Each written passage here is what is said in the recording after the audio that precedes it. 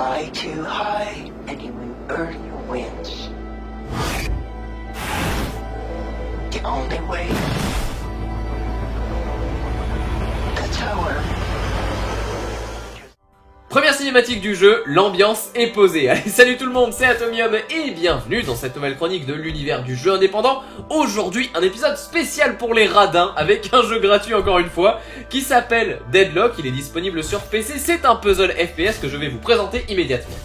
Deadlock est un projet qui a été mis en route par des Français durant le concours 7 Days FPS qui, comme son nom l'indique, proposait à des équipes de développement de créer un jeu de tir à la première personne en 7 jours, ce qui n'est quand même pas donné à tout le monde.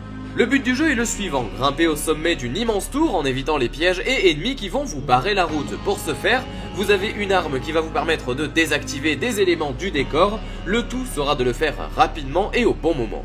Visuellement, on retrouve le genre de décor qu'on adorera si on a aimé Tron ou encore des jeux comme In Momentum ou bien Nightronic Rush. Et pour ce qui est du titre en général, eh bien je vous propose de voir ça directement en jeu.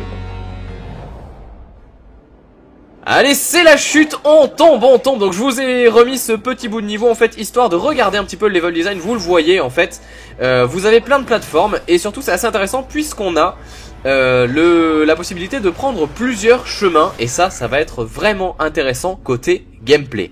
Alors voici le jeu tel qu'il est lorsque vous y jouez, donc en direct, à savoir donc un FPS qui a l'air en soi classique mais qui ne l'est pas du tout, parce que ce fusil ne sera pas là pour tuer des ennemis, enfin en tout cas très peu, et donc avec un visuel qui fait, comme je l'ai dit, penser un peu à Tron, vous le voyez avec ces espèces d'aspect néon. La tour est assez immense, alors vous avez plusieurs possibilités au niveau de la configuration graphique du jeu. Là je ne suis pas au maximum, je suis dans la catégorie juste avant en fait, donc c'est-à-dire la catégorie qualité vraiment honnête quoi. Et du coup on a une profondeur de champ qui est quand même pas mal et pour l'avoir vu en ultra ça reste quand même du très joli. Alors c'est un jeu qui a été fait en 7 jours à la base donc on peut dire quand même que c'est plutôt... j'ai envie de tirer mon chapeau et dire bravo quoi, c'est vraiment bien ficelé. Et donc on va regarder un petit peu ce que ça donne côté gameplay. Alors déjà on peut tirer, donc là pour le moment ça ne nous sert à rien. Vous le voyez que j'ai 30 munitions, si je passe là-dedans je recharge, comme c'est écrit si bien ici. Et l'autre aspect intéressant ici, c'est que ce sont des checkpoints en fait, c'est-à-dire que si je meurs, je réapparais ici, et si jamais je décide d'appuyer sur la touche R, hop là voilà, je peux réapparaître également. En fait ça va être intéressant si jamais vous vous paumez par exemple, ou si vous retombez tout en bas alors que vous étiez en haut, etc.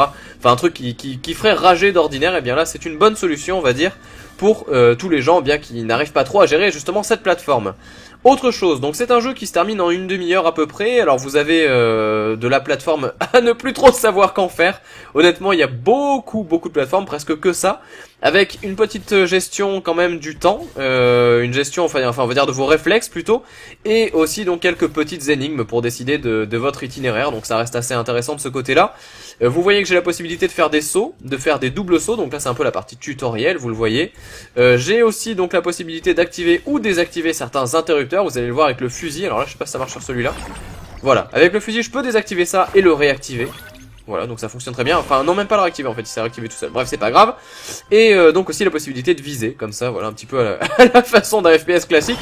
Mais ne vous y trompez pas, il ne s'agit pas là de dégommer des aliens, mais bel et bien de grimper jusqu'au sommet de cette tour. Alors en plus la première scène, la scène de la chute est très importante dans le scénar, alors il est expliqué dans les grandes lignes sur le site officiel des développeurs en fait, ou du jeu en tout cas, à savoir que voilà, vous n'avez pas vraiment de texte en fait qui va intervenir pendant votre aventure. Par contre vous avez un background qui est bien résumé justement, et bien voilà, dans tout ce qui est information sur le site web.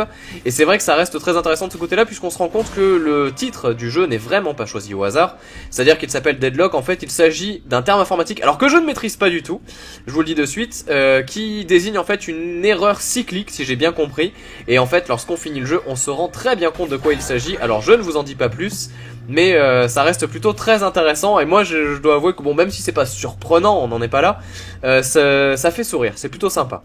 Alors là j'aimerais vous montrer quelque chose de très important aussi, c'est que donc il y a plusieurs chemins comme je vous l'avais dit, et en fait je peux passer donc d'une plateforme à l'autre, etc. et donc grimper par ce chemin là entre guillemets, mais je peux aussi décider de passer par là-bas. Vous le voyez ici, il y a un ascenseur, et d'ailleurs on va le faire, allez hop, tant qu'à faire ça va être très bien par là. Allez hop, petite phase de plateforme encore une fois. Alors gestion du saut, du double saut, ça jusque là ça va.